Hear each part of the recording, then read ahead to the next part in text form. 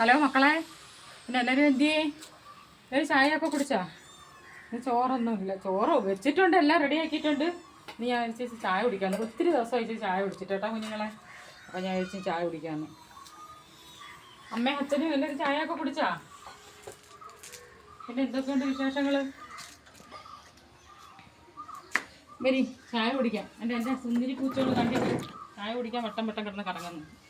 നീ ആഴ്ച മിറ്റത്തിരിക്കാമെന്ന്.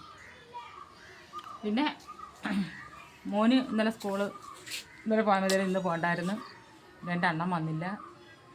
പിന്നെ എൻ്റെ ക്രിസ്മസ് കണ്ട ഞാൻ 2 ദിവസം കൊണ്ട് ഇവിടെ തട്ടിക്കൂട്ടി ചെയ്താൽ എനിക്ക് ആവുന്ന കണക്ക് ഞാൻ ചെയ്തിട്ടുണ്ട്. ഇങ്ങനെ മധുര എനിക്ക് ആവുന്ന കണക്ക് ഞാൻ ചെയ്തിട്ടുണ്ട്. എനിക്ക് ഇങ്ങനെ അറിയത്തോളായിരുന്നു. അടുത്ത വർഷമൊക്കെ ഇനി മൊബൈലിലൊക്കെ കണ്ടിട്ട് നല്ല രീതി വയ്ക്കാം. എല്ലാവരും കറിയും എല്ലാവർക്കും കൊടുക്കാം. ഇനി അവർക്ക് കൊടുക്കണം. നല്ല ചായ ബാമക്കെല്ലാം കൂടി ചായ കുടിക്കാം. പിന്നെ ചില വിശേഷങ്ങളൊക്കെ ഉള്ളൂ.